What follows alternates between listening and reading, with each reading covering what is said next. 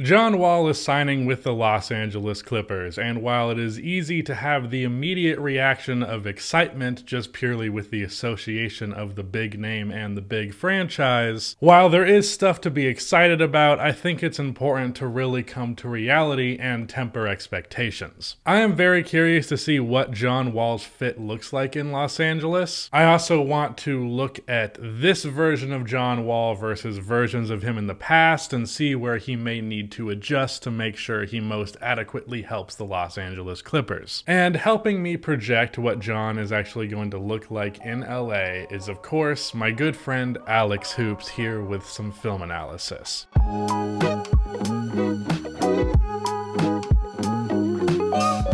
His time in Houston was fairly limited as they opted not to play him in favor of focusing on development of their young talent. But there's still some insight that we can draw from his time there in order to gauge what he is and isn't capable of. Some quick numbers at a glance: he averaged 20.6 points, 6.9 assists, 3.5 turnovers, and 1.1 steals per game on 40.4% shooting from the field and 31.7% shooting from three. Now, the efficiency is concerning if I'm being brutally honest, but the truth is Wall hasn't ever been a particularly hyper-efficient player, so while there is work to be done in that department, this aspect of his game at this point in time feels like a known variable if you're a team that's signing him. John Wall was well known for his finishing during his prime years in Washington. During arguably his best season in Washington in the 2016 through 2017 season, he shot 58.8% at the rim. During the 2020 through 2021 season in Houston, he shot 56.8% at the rim.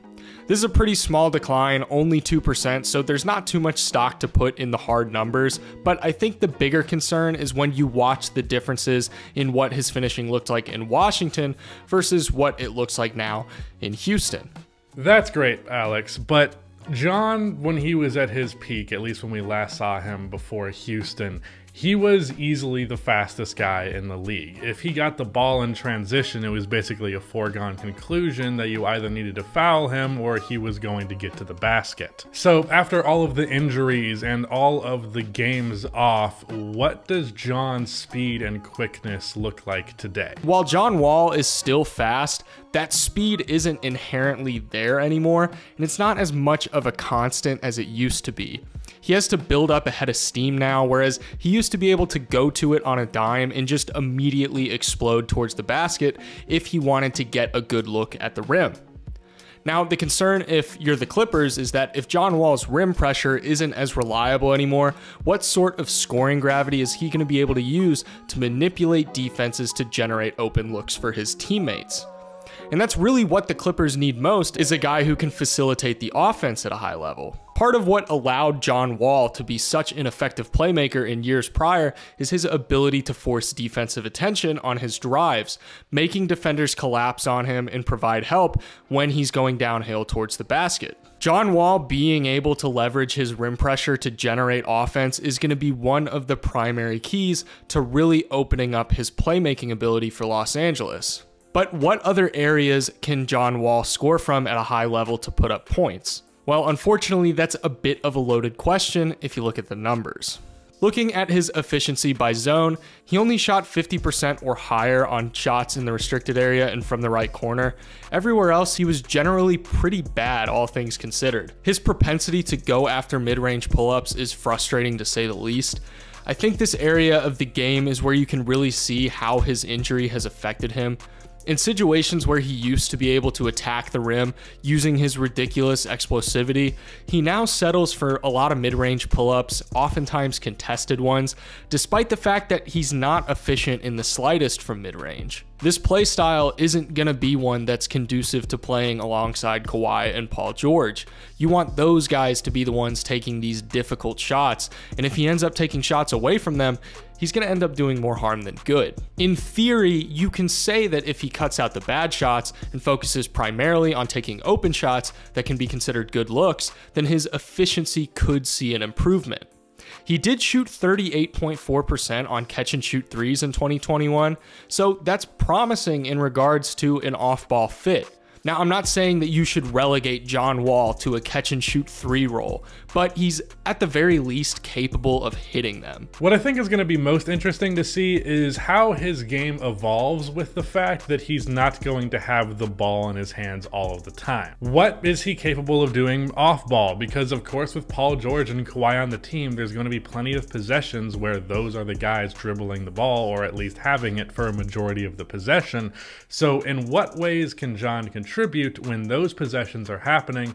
Because he's never really had to share those kind of possessions before. John Wall doesn't do a lot of cutting despite being as fast as he is, but if he can find a way to integrate some level of cutting when Paul George and Kawhi are taking up ball handling duties, it's going to create some really easy looks for him. There's 2 aspects of his game that I think he can bring to the table right now that will allow him to still impact the game at a high level, despite some of the concerns that I've already addressed so far, and those areas are through his playmaking and by playing defense. So let's start off with the playmaking. Like I mentioned, he averaged nearly 7 assists per game during his 40 games with Houston on a fairly respectable assist to turnover ratio.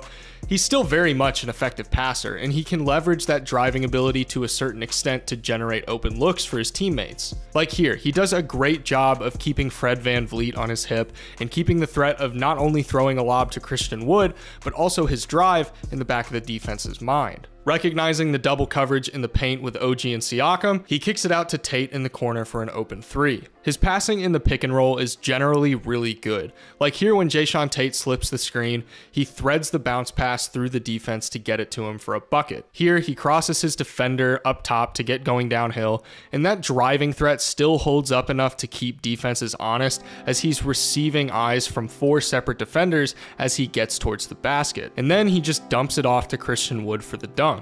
This is an area that warrants a certain level of optimism about how he's going to work in Los Angeles. Him and Zubats is going to be a fun 2-man game in the pick and roll to watch develop. The Clippers haven't really had a guy who can play make out of the point guard position in the pick and roll at a particularly high level, and I do think John Wall can scratch that itch for them. Additionally, I like the fit of Paul George and Wall together. Paul George is essentially a better version of Bradley Beal, and given the capability that Wall and Beal showed together in Washington, there's an opportunity for PG to experience even more success alongside a playmaker like John Wall. Okay, so that's what he looks like on the offensive side of the floor, but personally to me, as someone who was a huge John Wall fan back when he was healthy, what made him very fun to me was how terrifying he was defensively. Like, it wasn't just that he was really good, is that he's such a big body and such a great shot blocker as a guard. What can we expect from him defensively at this point in his career? There's definitely still plenty left in the tank for John Wall defensively. He may not be the premier shot blocking guard that he used to be, but he's at the very least a serviceable on-ball defender. Just for fun, let's look at a play where he's guarding his now teammate Paul George. I like how he angles his body to block Paul George's right foot from being able to go right to drive, and he forces him to either go left or adjust his footing entirely. He's very much crowding Paul George's space and making him really uncomfortable. He does a good job of rotating his body in anticipation of the right side drive, and he denies Paul George a favorable angle to get to the rim. Ultimately, he's going to force the turnover and Houston's going to get the ball. Here, he makes a quick rotation onto Shea, and he once again exhibits an instinct for positioning himself in such a way that makes it difficult for players to go to their dominant hand for a baseline drive. He cuts off the angle once again, and he actually manages to swipe down and get the block on Shea. Now let's be clear, is his defense what it used to be? No. Is there still a decent enough defender in there to be at the bare minimum not a liability? Absolutely. He's not the all-defensive team type of defender, but he's still impactful on the defensive end, and I don't think this is an area to be concerned about if you're wondering how he's going to hold up. This all leads back to the question of what exactly is he going to look like in Los Angeles? We know what he's done in Houston, we know what he's done in Washington, but under these circumstances, What kind of player can we expect to see? I think there's a good chance that this change in pace will actually be good for him. He's not going to be relied on as a scorer nearly as much as he was in those other two settings. He can focus on attacking the basket and facilitating the offense, two things that he's very capable of doing. If he eliminates some of the poor shot selection, there's a very clear fit for him alongside Paul George and Kawhi, maybe not as a third star per se, but in a reduced role as a glue for their offense. You consider the absurd amount of wings on their roster, and kickouts for him on drives are going to be easy assists every single night. I honestly expect his assist numbers to go up with how easy of a time he's going to have finding open shooters on the perimeter, and with him having Zubats as a lob threat in the pick and roll, he has all the tools around him to succeed in Los Angeles. His acquisition allows for some flexibility with Reggie Jackson. I don't know how exactly they're going to tackle the issue of having both him and John Wall. The way I see it, Reggie Jackson is liable to be moved to the bench, given that he's even less efficient than Wall and not as good of a playmaker, but I suppose only time is going to tell. Either way, while there are some concerns to be had about John Wall's ability as far as scoring goes, his playmaking and defense should be a very clear upgrade for the Clippers. If you guys enjoyed this video and you want Rusty and I to keep this series going, be sure to let us know in the comments. Be sure to subscribe to Rusty's channel, and if you like this style of content, you can click the link in the description to check out my channel as well, and we'll see you guys in the next one.